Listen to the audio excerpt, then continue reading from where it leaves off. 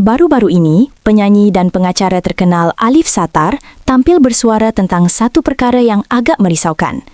Bayangkan, tiba-tiba keluar video iklan di media sosial, muka dan suara dia jelas kelihatan, siap mempromosikan jam tangan pintar, siap bercakap seolah-olah dia memang duta rasmi produk tersebut.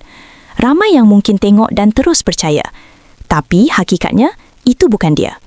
Alif, yang kini berusia 36 tahun, jelaskan sendiri bahawa dia namsum tidak menjadi duta kepada mana-mana jenama jam pintar buat masa ini. Video yang tersebar itu sebenarnya dijana menggunakan teknologi kecerdasan buatan atau lebih dikenali sebagai AI. Dia minta orang ramai jangan mudah terpedaya. Katanya kalau ternampak video iklan memaparkan dirinya menjual atau mempromosikan jam tangan pintar, itu adalah video palsu, bukan rakaman sebenar, bukan kolaborasi rasmi, bukan kempen yang dia setujui. Apa yang lebih membimbangkan, teknologi AI sekarang semakin tidak terkawal.